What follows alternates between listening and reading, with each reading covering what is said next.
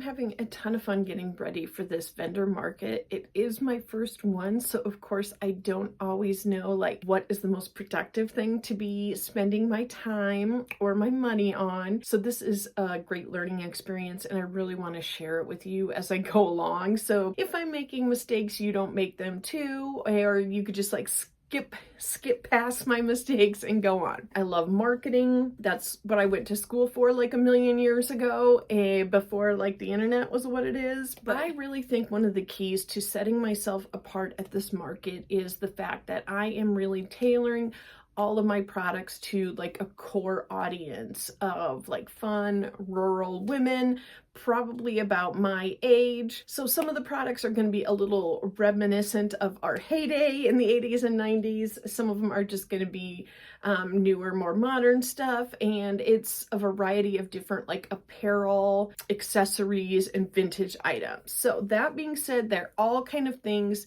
they're not just like random. They're all things like this one particular person, might enjoy. That was the first step for me. Now, the second step of that is going with the actual branding of the product. And since this is my first one, I am cutting corners. I definitely am. I am not spending a ton of money on, well, I feel like I'm spending a ton of money, but I'm not spending a ton of money on any specific one thing.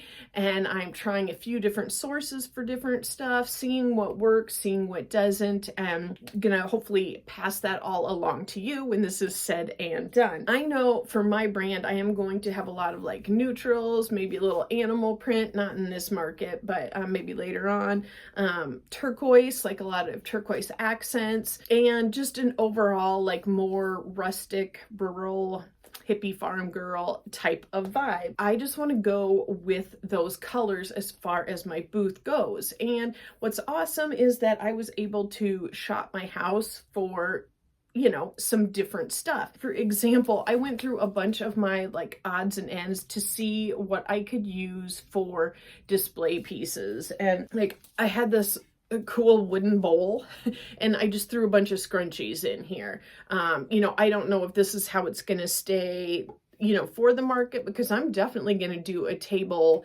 setup dry run and see if it works. So I will let you know and I'll take you along for that. But right now I'm like, oh, this could definitely work to hold scrunchies. And I actually have like a variety of sizes. And these are all bowls that I just like thrifted over time. Like, what did I pay for that? Like $1 or something like that? Yeah, I paid $1 for this. So just stuff that I have had around my house and will sometimes switch out. So I just raided my closet basically and tried to find some display pieces before buying a bunch of new display pieces. And I did buy some new, and all of those things I am having just be completely white. So they're going to be like the things I hang necklaces on and the things I hang the earrings on and stuff like that. So they're going to be bright, white, clean, and you will be able to hopefully see the product better. So speaking of product, I did get some real basic little things here. So like, you can put earrings, necklaces on here. This is for like a bracelet or a necklace or scrunchie or lots of different stuff. I love the craft paper ones. It is super inexpensive. And then I found this cute stamp, and it is in like a teal turquoisey color, and I thought it looks really cute. I tested it out with a pin I made on here, and I really liked how that looked. So along with making products that all kind of fit the same type of person, I did want to stay within some very similar themes with my color of products and then the colors of the packaging, just to make everything a little more cohesive. So let me show you what I have for my bags, like my packaging stuff, and then we'll kind of move into a little bit more, I guess. This is not like a linear type of video. Like I'm just weaving in and out of all the stuff I'm surrounded with. So I did get these little brown organza sacks, bags, whatever you want to call it, that I can put if somebody buys like a piece of jewelry. I thought this would look a little bit nicer than just like throwing it in a bag, like in one of my sacks. So I got a cute little leather bracelet that I put a charm on here, and it's like a little cowgirl hat. I just thought that was fun, and I thought that just kind of dressed up the product a little more and will keep it protected and just look a little more special. So I also have a couple sizes of these thank you bags that are this turquoisey color. And they are not like super heavy duty. They are kind of thin, but there was a couple different sizes. This was the biggest though, so I did end up getting some of the craft paper bags in like a very large size. I didn't grab a ton because realistically, it would be amazing if somebody came in and bought like a cardigan and a vest and a bolero and a shawl. But you know, realistically, people probably aren't going to be buying all of the large pieces for one person. I would definitely let them for sure, but realistically, so I didn't invest heavily in those sacks, but I did want to get a few that just kind of reflected my brand and were a little more eye-catching. Hopefully, you know, with people are walking, or hopefully I make some sales and people are walking around with the bags and they are, you know, bright turquoise, and hopefully maybe will look a little bit different from anyone's that are plain. Create a little extra buzz, right? Now I did find these little cards here. I think they were called, like place cards or something like that, like, if you know, table reserve cards. But I just thought these were nice. They were rusticy looking. They were the browns with the teal, and we've got some muted colors, and I thought I could use these. I got little acrylic tiny little stands that you can't even see. They go here, and I thought I could use this in some of the smaller areas if I wanted to maybe like denote like what a price of something was, if it was too small to have a price tag on it. I don't know if I'll use them, but I should just be able to write on here, maybe get like a pretty colored like brown or bronze or something like that Sharpie and write. While we are talking about cards, so like I said in the last video, for security reasons, I don't want to give away the name of my local business just because that doesn't feel very safe on the internet, because I do live very rurally, and yeah, I just don't want to publish that. So I am going to cover up the QR code on this card so you can see it. Now I'm also only going to show you the back side of the card. The front side has it has the name of the business, and it just says a few words that describe me. It says vintage boho crochet, and it looks like it's tooled leather. So on the back of the card here, I just have a picture of myself in kind of, you know, stuff that I would consider country clothes. And it says curated for country girls and free spirits. I used Canva to design this card, and I ordered them off of Snapfish. They are not the highest quality business cards I have ever gotten. I have actually had much better business cards off of Vistaprint, but I was definitely looking to pinch a few pennies. And to be honest, I kind of feel like the cards at these type of markets have a high likelihood of getting thrown away, like if people grab them. So I was okay cheaping out on it just a little bit. What I will tell you is that when you order from like Vistaprint or something like that, you get them in a nice, neat box. You get them separated. They're in boxes, and then they're in a package. And these were all just in a mailer, and they had little, I don't think I even have it. They had little white paper bands on them, and they were all out of it. So it was basically like 300 cards just loose in a mailer. So they could have been damaged. None of them were. But that is also kind of the, you know, trade-off of getting something a little bit cheaper. So I also feel like they're a little bit dull and a little bit darker than I would have wanted them to be, but it is okay. Like I said, this is the first one out of the gate, and as time goes on and I make more money, I can reinvest it into the business. So what you'll notice on here too is I am reusing the same fonts over and over in all of my packaging, everything. Well, not like the stuff that I ordered that was pre-made, but anything I get that I personalize, I am using those same 2 fonts over and over, and I have the same few colors. So I have a couple different shades of like the turquoisey color, a couple shades of like the brown caramely color. That way I can interchange those with what works best for the particular piece I'm working with. I mean, sometimes you need lighter font because something's going to be darker, or vice versa. But nope. But Canva is super easy for that. You can save the ones you like. So it is very handy in that aspect. And I just wanted to use like a font that felt more country to me. This is actually Art Nouveau letterpress. So it's not a country one, but I just thought that it kind of conveyed that fun vibe. And since I have those few colors I'm kind of working at, I saw multiple versions of these online. I don't know if I will use them or not, but what these are, these particular ones just happen to go really great with the coloring of everything I'm using. So I did snag these, and it is a little scratch to win discount. So apparently you write with a Sharpie what the thing is they win here, and then you adhese one of these stickers to it, and they scratch it off, the Sharpie stays, and voila. So that may be something where, you know, if you spend over $100, you get, you know, whatever type of coupon. Or maybe it is if you come see me at, you know, a show in July, you get 10% off in July or something like that. I don't know. Like I said, I don't even know if I'll use them, but I thought it was something I could definitely play around with, and it went with my branding. And the same goes, like if you're doing any type of merchandise for your booth. Like I said, I got some mugs that are an aqua teal. They're more of an aqua. They're light turquoise, definitely not teal, but I got those that I can put my logo on. Things that all just kind of flow together. So let's get into like some of my booth surroundings.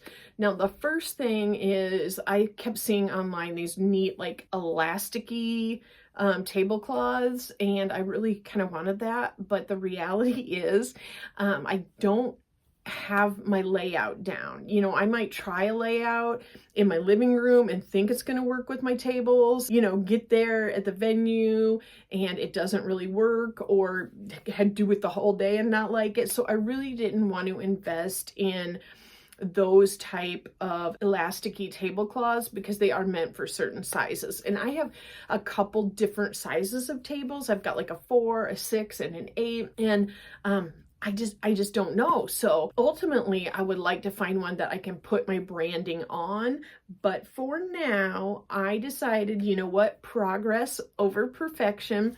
And I grabbed some of these tablecloths. Yes, they were cheap. They were $3. I got 3 of them, and it just kind of looks like rustic barn wood. So I will be able to cut these to the size that I want them to be. Will they last long term? No. Do they, you know, look a little bit cheap? Yes. But like I said, we aren't ready to commit to actual fitted tablecloths at this point, and it just still went with it. And I think that once I get my product on it and my displays on it, you know, this is really just meant to kind of fade into the distance and be a little bit of a backdrop. But it goes so much better, in my opinion, than if I would have went with, you know, just like a straight up teal plastic tablecloth, which, trust me, I had one in my hand until I found this. And I was like, oh my gosh, no, this is so much better. It just really gives the vibe off more. I also found at the same store some of these wooden beads. And I picked them up because, to be honest, like, I like them. I could use them in my house if I don't use them at the show. But I thought these would be a decent enough addition to perhaps put on the tables to make it a little more visually interesting without costing a ton. I want to say it was like, I think it was like $5 for both of these, like in total, because I think they were half off. Okay, let's get into some of the fun stuff that I really had fun making. I am a fan of Canva. You have heard me say that so many times. And I went in, and the great thing about it is you can resize images if you have the pro plan. If not, you can just make them from scratch, which is pretty easy. It's not as quick, but it's pretty easy. But you can make things specific sizes. So if you know something is, you know, so many feet wide by so many inches tall or whatever, you can make it to fit that. And you know it's going to work well when you upload it. So I am trying some different vendors out. Again, I hope to be sharing that later on. The downside of testing out a few different sources is that I did find like my coloring isn't like 100% similar on all of these, where I feel like there would have been a greater chance of it being perfect if they all came from the same source. But to be honest, since they're on like different textures of stuff, it might not have even anyway. So the thing that came out the least how my colors were is this little tag I got. I'm going to put these on my garments with my brand tag, which again, sorry, not showing you. But I used my font and my colors, and I thought this was just simple enough, and these were very inexpensive, but they definitely came out more of an ice blue than it did the color I was hoping for. So for all the other stuff, I used the same background on Canva. Like I literally typed in turquoise stone background and found one I like. So it has like different shades of blue, teal, turquoise, some gold, some browns, and I thought it looked, you know, kind of like the stone, but it also gave me more wiggle room so that all my stuff doesn't have to be precise and it will all still kind of blend and flow together. So I did get to make my little, what do I want to say, checkout stand, which I'm going to show you that too when I get it made. I'm getting closer. But I got this sign right here. You might have seen this in the thumbnail. Pay here, darling. A couple things with this branding. Same font, same colors, but also trying to go with the vibe of my booth. So, you know what? Is it a little hick? Is it a little country? Yep. And that's how I wanted it to be. You know, I could have said, pay here, please, check out, something like that. But to me, this is just cuter and funner. And I'm going to attach this right to the front of the piece of wood that is right there. So people will know like exactly, there won't be a question. You know what I'm saying? Like they won't have to wander or guess. They can walk straight up. But I was just trying to make payment a little more fun. So with that, I did also make this little flag here, and I'm going to put this right up at my cash stand as well, and it just says y'all come back, because I thought that would be fun as well. I wonder if you're seeing this the right way or if it is mirror image to you. I'm not sure. Hopefully you can read it. But again, same fonts, same backgrounds. You know, it maybe isn't as precise on the fabric as it is on this aluminum, but close enough, and I thought it would be fun. I did also get a very small banner. It's maybe, I want to say like 18 inches high by about maybe 12 inches, maybe 24 inches high by like 12 wide, something like that. It's pretty small, but again, it just has my brand name on it in that same background, and it's got two grommets at the top. So I don't know, again, if I will be using it or where I will as far as the things go in the booth, but it came out well. It's a little bit thinner, but you know what? Again, we're trying different stuff out. We're learning. And like I said, as things go on, I can invest more in if I'm making money. I did get a very similar sign to this that is, I want to say it's like a 10-inch square, and it has my actual logo on there. So it's got the name, and then in the center of it, it looks kind of like a belt buckle, and it says by Shannon. So anyway, it's kind of fun.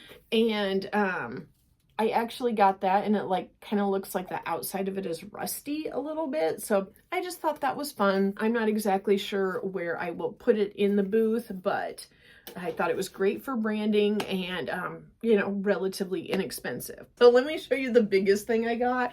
It may be like one of the biggest risks. So we're doing like 10 by 10 spaces if you are, you know, bringing your own setup, which I am doing. Now, there are going to be people there who are just like borrowing a table from the venue, and they will have a slightly smaller space. You know, the tables are 8 foot long, and they can set it up how they want to in their allotted area, but I am going to try to do something a little more like I have been on Pinterest looking up different layouts for booths, and I really kind of want to make it inviting and like walking in. So I got a rug. Like, I'm going to tape this down to the floor because I do not want anyone falling. But this is a 4-foot rug. And again, it is the same branding, and it says, "Howdy, honey."